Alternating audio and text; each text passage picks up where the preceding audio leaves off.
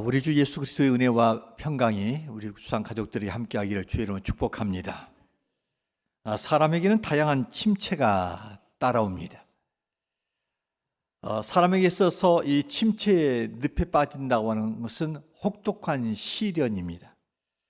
침체는 육적, 심적, 정신적, 영적인 하나의 차원에서 침체가 찾아옵니다. 그런데 믿는 자들이 찾아오는 이 영적 침체는 어떤 자세를 가지고 그것을 대하느냐에 따라서 쉽게 건널 수 있는 강이 될 수 있고 또한 가볍게 접목할 수 있는 산이 됩니다. 그러나 이 영적 침체를 잘못 관리하면 혹독한 시련을 겪게 되어집니다. 이 사람에게 있어서 영적 침체는 여러 가지 이유로 우리가 발생할 수 있습니다. 개인의 생활 방식이나 태도 또는 환경 요소 등등에서 영적 침체는 발생될 수 있습니다. 특별히 일상생활에서의 각종 스트레스, 사회적 압력, 감정적인 문제, 불안, 우울감 등도 영적 침체를 초래하는 원인이 되기도 합니다. 또한 영적 침체는 내가 영적 생활에 집중하지 않거나 또한 영적 관리를 소홀히 하거나 자기 성장을 위한 시간과 또한 노력을 투자하지 않을 경우에도 영적 침체는 또한 찾아옵니다.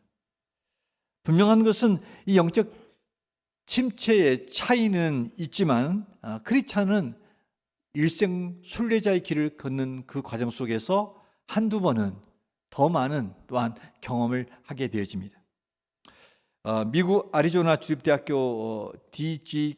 케일 이 교수는 이렇게 말한 적이 있습니다. 내가 영적 침체 가운데 있는 사람인가 아닌가 그것을 체크할 수 있는 하나의 진단이 있다 하면서 4가지 체크 진단 리스트를 우리에게 말해줬습니다. 한번 여러분이 대입해 보십시오. 주님을 위해서 어느 때보다도 바쁘게 일하고 있지만 이루어 놓은 일은 적고 그나마 이루어 놓은 것에 대해서도 마음에 들지 않는다는 평가를 갖는다. 갈수록 열정은 식어지고 점점 힘이 다 빠져나간 것 같고 노곤하고 도무지 해소되지 않는 피로 때문에 괴롭다. 갈수록 주위 사람들에게 쉽게 화를 내고 사람들에 대해서 환멸을 느끼며 어떤 일들을 처리하기가 어렵고 가까운 신앙의 형제 자매들과 점점 더 멀게만 느껴진다. 위로부터 오는 기쁨이 어느 순간부터 어떤 설명할 수 없는 우울감과 침체된 느낌에 밀리고 사라지고 있다라고 리스트를 지었습니다. 만일 여러분이 그 진단 리스트에서 이런 것들이 걸린다 한다면 여러분은 어떤 면에서 영적 침체 직전 상태에 있거나 아니면 이미 영적 침체 가운데 빠져 있다 이렇게 보면 될 것입니다. 저는 영적 침체 가운데 있는 우리 성도들에게 회복의 역사가 오늘 시간을 통해서 이루어지기를 주의 이름으로 축원합니다. 안타깝게도 오늘 본문에 나와 있는 이 엘리야는 깊은 영적 침체 가운데 빠져 있다는 것을 그의 말과 행동을 통해서 우리는 알게 되어집니다. 열왕기상 19장 4절을 보면 그가 로뎀나무 아래 머물러 있으면서 그는 이렇게 하나님 앞에 기도 아닌 볼멘 소리를 합니다. 함께 읽겠습니다. 시작. 하루키쯤 가다 한 로뎀나무 아래에 앉아서 자기가 죽기를 원하여 이르되 여호와여 넉넉하오니 지금 내 생명을 거두시옵소서. 나는 내 조상들보다 낫지 못하니이다 하고 로뎀나무 아래에서 하나님을 향해서 주여 지금 내 생명을 거두어 주옵소서 이렇게 말하는 엘리야, 그는 어떤 사람이었습니까? 그는 북쪽 이스라엘에서 활동했던 선지자였습니다. 그의 사역을 보면 죽은 아이를 살려낼 만큼 능력의 사람이었습니다. 나가서 이스라엘 땅에 3년 반 동안 비가 오지 않을 때 기도함을 통해서 하나님께서 그의 기도를 들으시고 비를 내려주시는 특별히 사랑하는 종이었습니다. 뿐만 아니라 바알과 아사라의 목상의 우상들과 함께 영적 대결을 벌이는 가운데서 승리했던 권능의 선지자였습니다. 이름하여서 하늘에서 불이 떨어지는 그런 불의 사자였고, 가을날 서리발 같은 이 말씀으로 백성들을 꾸짖어서 주께로 돌아오게 했던 강직한 선지자였고, 그의 활동상과 또한 그의 메시지와 그의 삶을 보면 하나님을 믿는다는 것, 또한 사역하는 것이 어떤 것인가를 우리에게 희열 넘치게 만들어준 능력이 많은 선지자였습니다. 그런 그가 오늘 우리가 함께 읽었던 본문에 보면 전혀 이상한 행동을 취하고 있습니다. 그러니까 아주 형편없는 모습에서 자기 생명을 하나님께 거둬달라라고 이렇게 볼멘 소리를 하고 있는 것을 보게 되어집니다.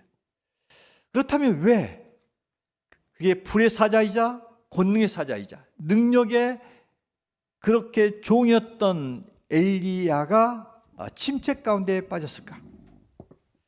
영적 침체 원인을 다양한 면에서 우리가 조명할 수 있겠습니다만, 우리는 오늘 우리에게 밀접한 관련성 있는 영역에서만 좀 체크해서 제가 그 부분을 말씀드리고, 우리가 그 부분에서 처했을 때 어떻게 회복해 갈 것인가, 이 문제를 다루고자 합니다. 그 먼저 첫 번째, 이 엘리야 영적 침체는 과중한 사역이 그를 지치게 만들고 침체로 이끌었을 것이다 라고 이렇게 추측해 봅니다. 영적 침체는 많은 원인들이 작용됩니다. 그 가운데 하나는 뭐냐면 육체의 한계를 초월한 무너짐이 있을 때, 육체가 무너졌을 때 우리는 영적 침체를 경험할 수가 있습니다. 인간의 육체는 한계가 있습니다. 우리 육체는 영과 육이 조합된 합일체입니다. 그런데 어느 한쪽이 힘들면 다른 쪽이 영향을 받게 되어 있습니다. 이름하여서 육체가 힘들면 영이 무너집니다. 반면에 영이 새로워지면 육체를 초월한 힘을 우리가 경험하게 되어집니다. 근데 문제는 인간의 육체는 흙으로 지어진 구성으로 되어졌기 때문에 육체의 힘을 너무 많이 소진하게 되어지면 육체의 탈진은 우리의 정서적 또는 영적인 침체와 힘듦으로 다가옵니다. 열왕기상 17장, 18장의 역사, 이 역사를 보면은 엘리야가 얼마만큼이나 이렇게 분주하고 바쁘고 힘든 사역을 했는가를 우리가 엿볼 수 있습니다. 17장에 나타난 사역을 몇 가지 체크해 보면 그는 이 아방 앞에서 아주 불편한 하나님의 의중을 전달해야만 했습니다. 17장 1절을 보니까 그 메시지는 다름이 아니라 이스라엘 땅에 수년 동안 비가 오지 않을 것이다 라고 하는 메시지였습니다. 여러분, 종교 지도자였던 이 엘리야 선지자가 그 나라의 왕정 정치에 있어서의 절대 권력 가졌던 이 아합 앞에 하나님의 메시지이지만 그 메시지를 직접적으로 전달하는 것은 결코 쉽지 않습니다. 이것은 현대 목회자들이 강단에서 설교할 때 성도들 앞에 하나님 말씀을 직언한다는 것이 어려운 것처럼 힘이 듭니다. 목회자가 하나님 말씀을 이렇게 메시지를 받게 됩니다. 그리고 가지고 있는 지식과 경험과 기도를 통해서 말씀을 이렇게 기록하게 됩니다. 그런데 어떤 메시지는 전하고 싶지 않는 불편한 메시지였습니다. 이건 불편한 진실인데 꼭 전해야 돼. 그런데 성도들에게 있어서 이 메시지가 힘듦과 강요와 그들의 삶을 새롭게 교정하고 또한 방향을 리턴하게 만들고 또한 그들의 삶을 결단하여 주께로 세우는 메시지를 하는 것은 쉽지 않습니다. 그래서 오늘날 현대 교회 강단에 이런 메시지 들어보십시오. 이름하여 위로와 격려와 칭찬과 그들을 위한 고난에 대한 것들을 그런 위안 차원의 메시지를 말하지, 이름하여 제사장적인 메시지는 강하나 하나님 말씀을 바로 전하고자 하는 선지자적인 메시지는 거의 드뭅니다. 이름하여 우리가 잘 존경했던 지구촌 교회 이동 목사님이 은퇴할 때 이렇게 아쉬움을 말했어요. 목회와 신학을 잡지에서 자기 목회에서 가장 아쉬움이 뭐냐? 성도들 앞에 선지자적인 메시지를 정확하게 못했다는 겁니다. 왜 그랬을까요? 성도들의 반응이 다르다는 겁니다. 하나님 말씀을 전하면 이게 마땅히 그들을 영적 명의로서 수술하여 주께로 세워야 되는데 그 메시지 앞에 힘들어하고 아파하고 또한 불평이 나오고 또한 여러의 모습이 분위기가 그러니까 그 메시지를 전하지 못한다는 겁니다. 이런 것들은 사실 주사랑교도 역시 마찬가지입니다. 여러분 보시기에 제가 하고 싶은 말 다 한 것 같죠? 전혀 못하는 겁니다. 제가 하고 싶은 이야기 겨우 20% 하고 있습니다. 80%는 더 강하고 분명하고 확실한 메시지를 전하고 싶은데 이 메시지 듣고 나만 할 사람이 없을 것 같아서 제가 기가 죽어서 이 정도입니다. 할렐루야. 다시 말하면 하나님 말씀을 의중을 제대로 전한다는 것은 쉬운 일이 아닙니다. 그런데 지금 엘리야 선지자가 아합 앞에서 그렇게 그 땅에 비가 오지 않을 것이다? 여러분, 그 말은 뭡니까? 당신의 그 선정에 문제가 있다는 겁니다. 당신의 정치력에 문제가 있다는 겁니다. 당신이 국가를 지도자인데 당신으로 인해서 이 나라가 어려워지고 있다라고 하는 반증입니다. 여러분, 이 메시지를 전하고자 할 때 엘리야가 얼마나 마음이 힘들었겠어요? 긴장했겠어요? 스트레스 받았어요. 이런 부분이 있는 겁니다. 뿐만 아닙니다. 17장을 또 8절 이하에 봤더니 흉년 가운데서 고통받고 있는 이 사르밧 과부의 집으로 인도받게 되어집니다. 그리고 그 가정에 먹을 것을 충분히 채워줍니다. 여기까지는 좋아요. 그런데 그 집의 아들이 병이 들어서 악화돼서 죽게 됩니다. 이때 그 가정의 자녀를 살리기 위해서 어떻게 합니까? 엘리야가 다락방으로 올라가서 이 아이를 데리고 가서 두 사람만이 혼신을 죽은 시신 위에 자기 몸을 포개고 거기서 기도함으로 그를 살려냅니다. 여러분, 성경은 죽은 아이 위에 자신의 몸을 덮쳤다 이렇게 단순하게 기록되어 있습니다만 여러분, 이 일을 감당해야 되는 당사자인 엘리야는 얼마나 힘이 들겠어요? 여러분, 그는 율법을 아는 자입니다. 시체를 만짐이 부정합니다. 근데 부정한 시체 위에 자기 몸을 포갠다? 그리고 거기서 기도를 한다. 여러분, 이 안에서 긴장과 힘듦은 이루 말할 수 없을 겁니다. 목회자가 환을 놓고 기도해 줍니다. 여러분, 그냥 기도해 주는 거 아닙니다. 기도할 때 많은 에너지가 빠져나가는 것을 경험하게 됩니다. 하물며 엘리야는 죽은 자를 그렇게 하나님 앞에 간구하여 회복하고자 소생하고자 얼마나 힘듦이 있었겠습니까? 더 나아가서 18장으로 넘어오면 이 갈멜산에서 거짓 선자들과 함께 영적 대결을 하게 되어집니다. 여러분, 그래서 아침부터 시작됩니다. 이게 저녁 시간까지 하루 종일 영적 싸움이 시작됩니다. 한순간의 기도가 아닙니다. 한순간의 전투가 아닙니다. 그 과정 속에서 엘리야는 육체적으로 많은 에너지를 소진했을 겁니다. 그리고 마침내 승리한 다음에 이 거짓 선지자 850명을 기손 시내가로 데리고 가서 이를 죽입니다. 그런데 이것은 자기가 직접 죽였던 것 같지는 않습니다. 많은 백성들에 의해서 그렇게 피해 현장을 보게 됩니다. 그런데 여러분 어떻습니까? 사람이 이 사람의 피를 볼 때 우리는 굉장히 역겨움과 힘듦을 겪게 됩니다. 그런데 여러분, 물론 850명의 선지자를 죽인다? 여러분, 이건 의로운 일이고 하나님 명령에 따라서 준행한 일이지만 현장 속에서 그 지켜봐야 되는 엘리야의 심정은 어떻겠습니까? 참으로 굉장히 어렵다라고 말씀을 드릴 수 있습니다. 더 나아가서 영적 대기가 끝났습니다. 이제 이스라엘 땅에 비가 오도록 그가 기도하기 위해서 기도의 자세가 보니까 땅에 꿇어 엎드려서 그가 무릎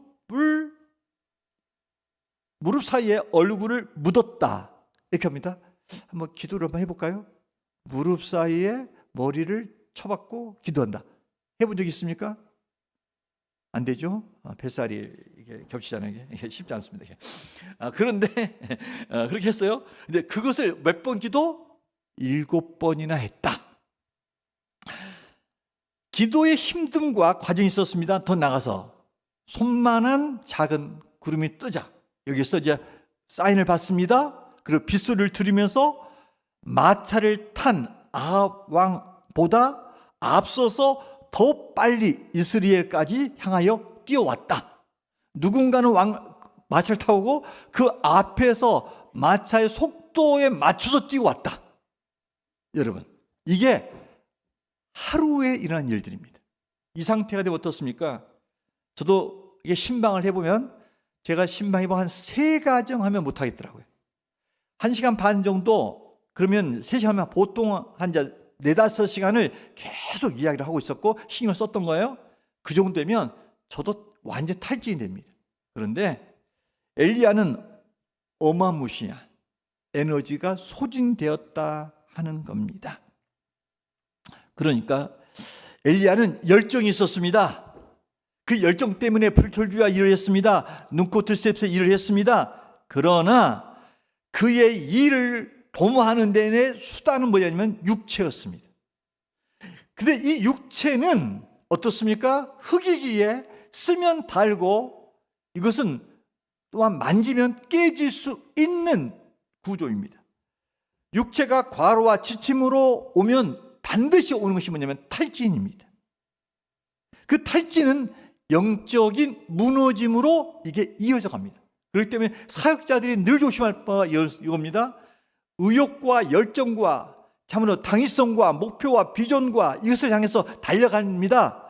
그런데 이게 어느 순간에 육체의 무너짐이 오면 영적인 것까지도 이게 침체가 온다는 것입니다.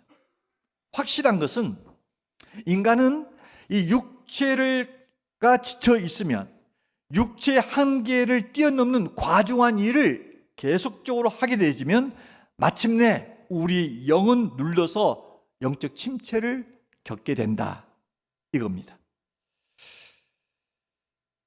여러분, 이 과중한 사역이 영적 침체를 가져왔던 예는 성경에 엘리야만 그런 거 아닙니다.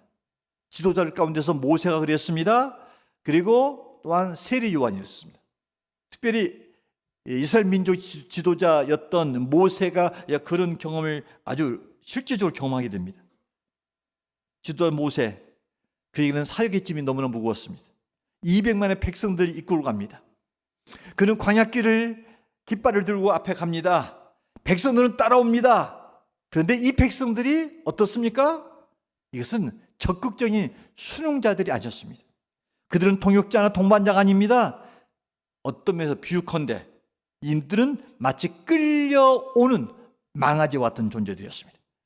그들은 함께 광야를 걸으면서 지극히 자기 중심적이었습니다.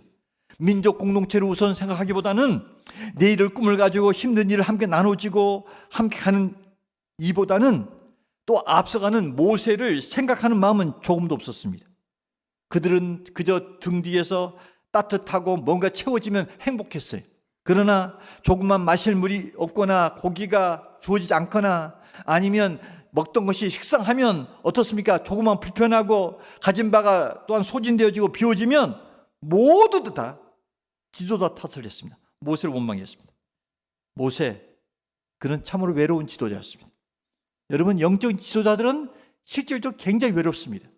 함께 밥을 먹고 있어도 이게 선이 있고 함께 나누지 못하는 부분들이 있어서 지도자는 늘 외롭습니다. 그러나 지도자이기 때문에 그들은 감당해야 될 몫입니다. 그런데 이 모세에게 있어서 이 감당해야 될 너무나 많았습니다. 매일 수건의 재판 일을 감당해야 됐습니다. 그리고 민심을 하나로 묶어야 됐습니다. 흩어진 마음을 모아야 됐습니다. 그러면서 이들을 함께 목표를 향해서 또한 하나님의 뜻을 그렇게 전수하도록 하는 데 있어서 심리적, 육체적, 정신적, 영적인 과중한 사역이 계속되었습니다. 그 결과 그는 영적인 면에서 문제생깁니다. 지치면서 탈진이 생깁니다. 그 전까지는 잘 견뎠어요. 어떻게 이겨내봤어요? 그런데 어느 한순간 백성들의 원망과 원성이 있었습니다. 그 원망과 원성은 쳐는 것이 듣는 것이 아니었습니다. 그러나 모세가 감당할 만한 영성을 가졌고 체력을 가졌고 심리적 안정감이 찾았을 때는 그 원성과 원망이 그렇게 문제 안 됐습니다. 그러나 어느 한순간 백성들의 원망과 원성이 그를 무너뜨립니다. 그래서 그는 이렇게 말합니다. 하나님 앞에 민수기 11장 14절 15절의 모세의 탄식입니다. 함께 읽습니다. 시작. 책임이 심히 중하여 나 혼자는 이 모든 백성을 감당할 수 없나이다. 주께서 내게 이같이 행하시진대 구하옵노니 내게 은혜를 베푸사 즉시 나를 죽여 내가 고난 당함을 내가 보지 않게 하옵소서. 여러분, 모세 그런 지도자로서 짐이 너무나 무거웠던 거예요. 결국 그는 이 시점에서 즉시 나를 죽여 더 이상 고난당함을 보지 않게 해달라고 아주 절박하고 통렬한 기도를 드립니다. 생각해 볼까요, 여러분? 얼마나 힘이 들었으면, 얼마나 지쳤으면, 얼마나 영적으로 침체되었으면 막중한 그 사명을 내려놓겠다는 겁니다. 그 책임을 내려놓겠다는 겁니다. 여러분, 혹시 지금 여러분들 삶 속에, 심령 속에 영적 침체가 이처럼 정신없이 분주하고 숨을 돌릴 길이 없는 바쁜 일상에서 찾아온 육체적 지침에서 오는 영적인 탈진, 침체가 여러분 안에 있습니까? 많은 현대인들은 지침 가운데 있습니다. 어린 아이들도 피곤해합니다. 정말 바빠서 죽겠다는 겁니다. 살기 힘들다는 겁니다. 얘들한테 물어보세요. 행복하냐고. 절대 행복하지 않다고 말합니다. 분명한 것은 우리 일상에서 이런 바쁨과 힘듦은 우리 영성을 무너뜨린 요인이 됩니다. 정말 숨 고를 틈도 없이 분주한 삶은 우리 영성을 흐려지게 만듭니다. 그러므로 너무 우리가 분주하고 바쁨으로 육체가 너무 지쳐서 우리에게 영적 침체를 가져다 줄 수 있는 상황이 되면은 그 전에 여러분은 멈추셔야 됩니다. 운동 경기의 하프타임 같이 전반전 게임을 점검하고 후반전 게임을 이렇게 준비하는 시간은 인생 삶의 여정 속에 꼭 필요합니다. 무거운 짐을 지고 그저 방향을 잃은 채 그냥 주어진 임무가 있고 책임이 있기에 계속적으로 달려가기보다는 때로는 잠시 멈춰서 쉬면서 방향을 점검하셔야 됩니다. 그것이 이게 끝으로 떨어질 수 않는 유일한 길입니다. 침체로부터 회복하는 그 길입니다. 여러분, 따라서 여러분이 이것이 사회적인 일이든 직장 일이든 심지어 교회 일이라 할지라도 영적 침체를 가져올 만큼 분주해서는 안 됩니다. 이게 굿뉴스죠?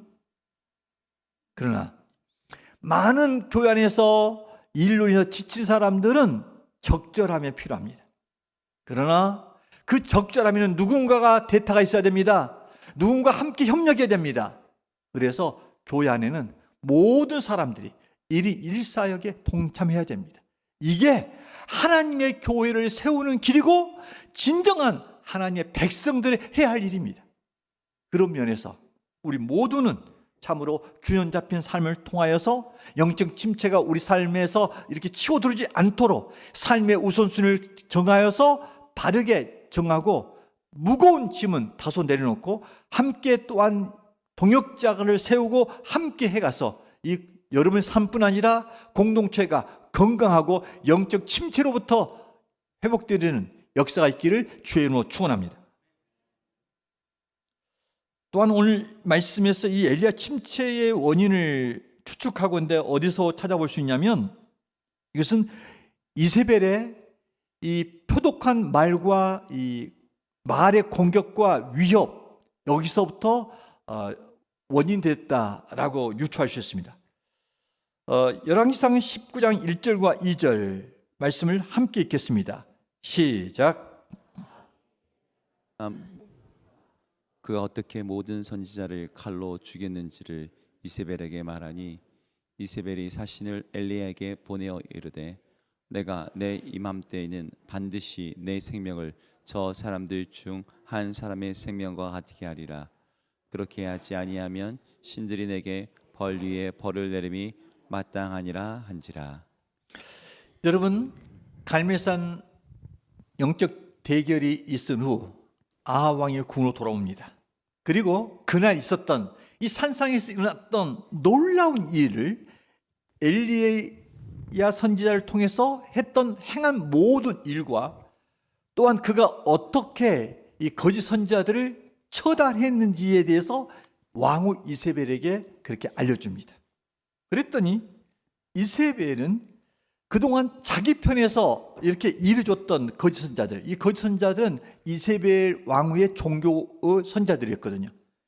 이들이 몰살당했다 하는 소식을 전해 듣고서는 화가 머리끝까지 치올라 도끼 어린 협박을 사신을 보내서 엘리야에게 말합니다. 뭐라고 말합니까? 내가 내일 이맘때에는 반드시 네 생명을 저 사람들 중 한 사람의 생명과 같게 하리라. 무슨 말이에요? 만나면 죽여버리겠다.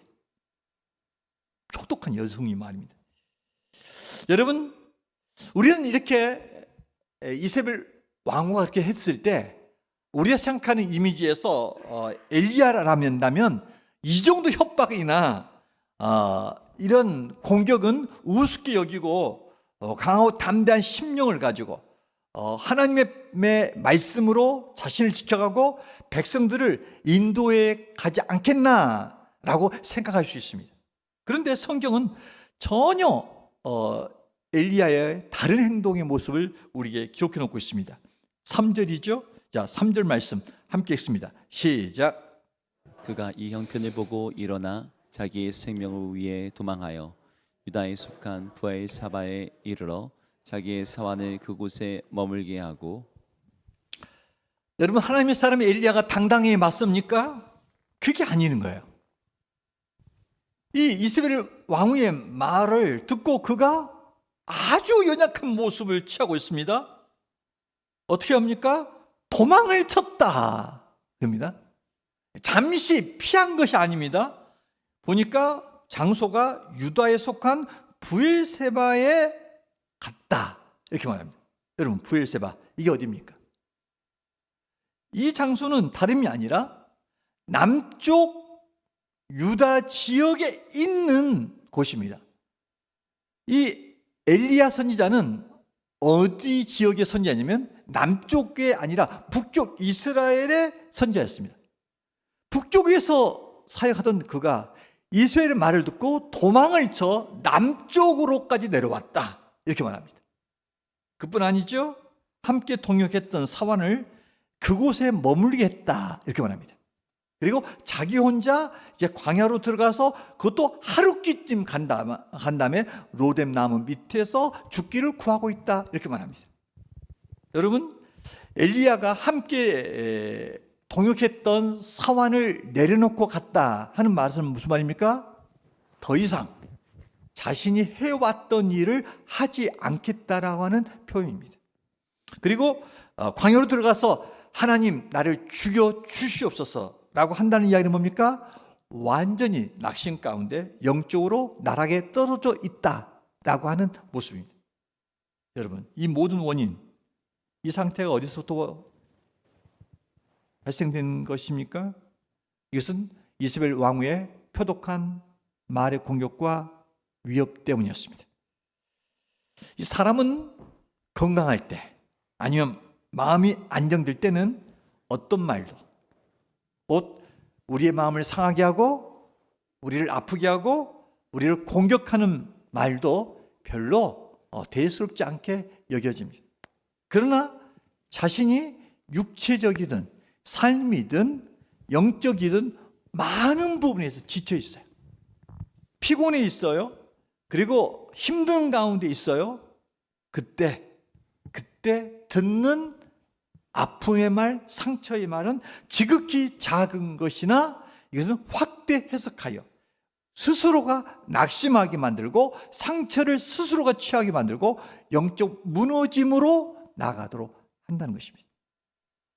여러분, 이 사람의 말이 얼마나 무섭냐면 이 말이란 것은 양면성이 있습니다. 그래서 말을 어떻게 하냐에 따라서 사람을 살리기도 하고 죽이기도 합니다. 특별히 목회자들에게 있어서 여러분들이 굉장히 조심할 바가 있습니다. 여러분들은 영적인 지도자가 하나님 말씀을 듣고 방향을 정합니다. 여러분들이 해야 될 게 뭐냐면 그 말씀을 주목할 때 이 말씀이 성경적으로 맞냐 안 맞냐만은 분별하면 됩니다. 그리고 그것이 하나님의 말씀에 하나님 뜻에 입각한 거다라고 하면 잘 모르잖아요. 그러면 일단 순종을 통해서 따라와야 됩니다. 그런데 많은 목회자가 이 부분에서 지쳐 떨어집니다. 왜냐하면 우리가 존경했던 이 고 한경림 목사님께서 어느 날 집에 오더니 사모님 앞에서 난 목회 이제 그만하겠다고 그러더랍니다. 왜 그러냐 봤더니 장로들과 함께 당에서 싸웠습니다. 당회원들 싸우지 맙시다. 네, 우리 교회는 싸우지 않는 교회입니다. 우리 교회 당회는 싸우질 않아요. 지금 하늘으로 제가 말합니다. 지금 싸운 일이 없어요. 네. 그때 쳐다보고 있는 거예요 지금. 장로님 안 계시네. 우리 저는 싸우진 않습니다. 이제 싸우면 목사는 그때부터 지칩니다. 이 여러 가지가 혼란스럽습니다. 다툼이 나면 목사는 굉장히 혼란스럽습니다. 이것이 한경림 목사님만 그런 게 아닙니다. 우리가 잘 존경했던 오늘교회 하용주 목사님도 교회를 개척하고 난 다음에 5년쯤 됐을 때 쓰러져 버렸습니다. 쓰러진 이유가 뭐냐면 말이 많아서가 아니라 일이 많아서 쓰러진 게 아니라 제일 힘든 것은 성도들의 말입니다. 목회자들은 일 때문에 쓰러지지 않아요. 성도들의 반응이 목회자의 발목을 잡고 태클을 걸고 웅덩이를 파는 경우가 있습니다. 하우 목사님은 자기는 정말 생명을 걸고 시간을 투자하고 일생을 걸어서 성도들을 세우고자 희생하고 최선을 다한다 이렇게 생각하는데 성도들은 목회자의 방향성을 충분히 이해하지 못합니다. 그러다 보니까 어떤 정책을 말하고 어떤 방향성을 말하면 성도들은 335 짝을 지어서 불평합니다. 수군덕거립니다. 그리고 비난합니다. 비판합니다. 그러면서 이게 들려왔을 때 이 하목사님 마음에 충격이 된 거예요. 저렇게 이해가 안 되고 저렇게 자기 길을 가는 사람들과 계속해서 목회를 해야 될 것인가 말 것인가를 고민하게 되십니다. 그렇게 된 것은 어찌 보면 하목사님의 내면 안에서 이러한 여러 가지의 지침과 힘듦이 있었기 때문이다라고 생각해 볼 수 있습니다. 제가 한균희 목사님 예를 들었습니다. 그리고 하윤희 목사님 예를 들었습니다. 그럼 저는 어떻게 할까요? 저는 어떨까요? 저는 여러분의 성도들의 말에 상처를 안 받을 슈퍼맨처럼 보이죠? 저는 아주 여린 사람입니다. 아주 여립니다. 저에게 심한 말을 하지 않기를 바랍니다. 말을 해도 저한테 들려오지 않기를 바랍니다. 집에서 두 사람만 이야기하지 세 사람끼리 이야기하면 안 됩니다. 저는 아주 약한 사람입니다. 말을 하면은 표를 안 내는데요. 이제 밥맛이 없습니다. 잠을 못 잡니다. 그 데미지가 한 3일은 갑니다. 3일 후에 또 하면 안 됩니다. 또 3일 또 걸립니다. 말씀을 드리고자 하는 의도는 저에게 공격하지 말라 이 말을 한 게 아니에요. 사람은 공격적인 말과 위협을 받게 될 때 거의 많은 사람들이 무너집니다. 그래서 좌절을 느끼게 되어지고 영적인 충격을 받게 됩니다. 자, 그러면 보세요. 우리가 육체가 지쳤을 때는 쉬면 돼요. 일을 내려놓고 균형을 잡으면 돼요. 그런데 말로 인한 이런 상처와 무너짐과 이런 깨어짐이 있을 때 이걸 어떻게 회복해 갈 거냐는 겁니다. 말 때문에 받았던 상처로 인해서 영적인 침체가 왔을 때 어떻게 해야 되냐는 겁니다. 여러분, 이 문제는 쉽지 않습니다. 이것은 많은 훈련이 필요합니다. 스스로가 상처를 받지 않고자 내적 치유의 영향력을 키워가야 됩니다. 그 중에 하나는 뭐냐면, 어느 때는 이 사람의 말과 사람에 대한 평가를 너무 집착할 필요가 없습니다. 왜냐하면 사람들이 나에게 말하는 그 말이 정답이 아니고 바른 판단과 또한 다 맞는 말이 아닐 수 있기 때문입니다. 때로는 상대방이 어떤 사안에 대해서 나에 대한 오해와 곡해와 본질을 제대로 파악하지 못한 면에서 쏟아내는 개인적인 소견에 불과할 뿐이지 전혀 나라와는 이 가치와 능력에 관한 다른 평가의 말이라고 볼 수 없기 때문입니다. 그렇기 때문에 상대방이 나를 공격하고 힘들게 했을 때 우리는 그 말에 매인받아서는 안 됩니다. 어느 때는 참조를 하지만 참조함으로 그 다음 버려야 됩니다. 이것에 매인받아서 우리 스스로를 계속 그 말의 굴레 속에 감금시켜서는 안 된다는 것입니다. 그리고 가급적이면 이 상처를 받는 말은 상처를 빨리 잊도록 해야 됩니다. 이럴 때는 기가 두 개다 생각해야 됩니다. 패스 이 생각해야 됩니다. 그러니까 지나가는 바람이려니라고 마음에 두지 않으려고 해야 됩니다. 그 사람 말 때문에 마치 내 삶이 거기에 매인받아져서 휴지 조각처럼 구겨진 인생으로 계속 거기에 노예적으로 살아서는 안 되는 것입니다. 반면에 이 사람의 말에 의한 상처는 하나님의 선하시고 진실하심을 바라보면서 내 진실을 아신 그 하나님 앞에 나와서 기도하는 겁니다. 때로는 자신의 억울함과 힘듦을 하나님에 고백하는 겁니다.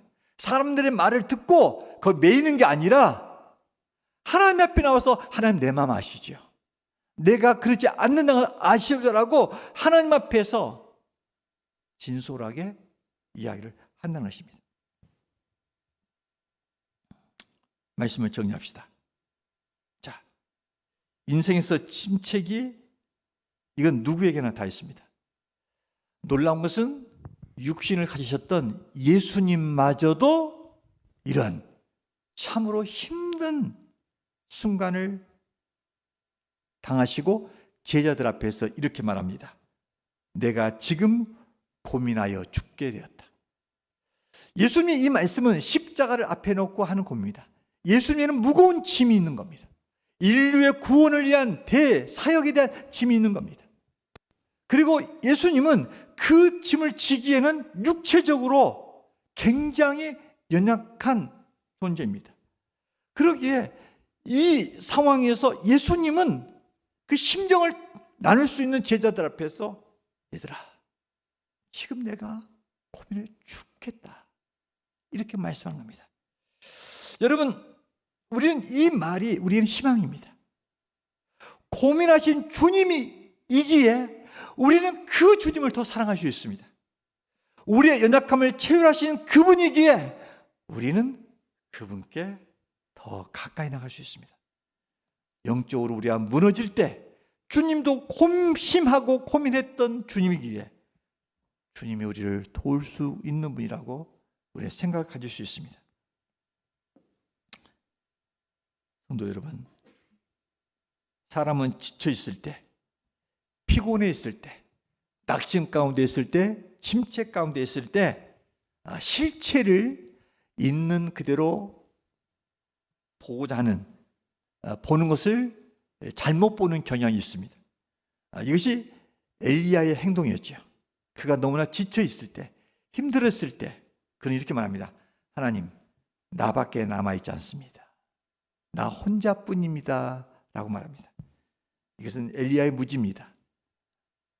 하나님은 그 당시에 우상에게 무릎 꿇지 않는 7,000명의 사람들을 또한 숨겨주셨습니다. 영적 침체는 우리로 하여금 미래를 바라보게 하는 눈을 잃게 만듭니다. 모든 것이 끝났다 이렇게 생각하게 만듭니다. 하늘이 무너진 것처럼 낙담합니다. 그러나 여러분, 눈을 들어 하늘을 보십시오. 하늘은 무너지지 않았습니다. 다만 내 마음이 무너졌을 뿐입니다. 하나님은 로뎀나무 아래 쓰러진 엘리야를 그대로 두지 않습니다. 사랑하는 종을 찾아오십니다. 그리고 그를 회복시킵니다. 1단계 뭡니까? 그에게 육체적인 쉼을 얻게 합니다. 얼마 동안? 40일 동안 아무 일도 안 시킵니다. 아무 일도 안 시킵니다. 그 대신 지쳐있는 그에게 찾아와서 먹을 것을 주야로 까마귀를 통해서 제공해 줍니다. 그리고 그가 외롭고 힘든 그에게 천사를 보내서 그의 등을 어루만져 스킨십을 통해서 함께 하고 있는 것을 그에게 알려줍니다. 그에게 충분한 쉼이 있었습니다. 먹거리가 제공됐습니다. 안식을 줬습니다. 그리고 때가 되어지면 다시 그에게 사명을 주어서 새로운 비전을 품고 이제 나가서 이제 또한 사역을 행하도록 그에게 합니다. 혼자만이 아니라 동반자 엘리사까지도 동반자로 붙여줍니다. 이게 바로 침체 가운데 있는 엘리야를 향한 우리 주님의 세심한 사랑이요 터치였습니다. 여러분, 우리가 하나님을 믿다가 때로는 지쳐서 영적으로 침체되어서 하나님 안에서 우리가 무너질 수 있습니다. 그러나 하나님의 품 안에 쓰러져 있는 자는 행복합니다. 왜요?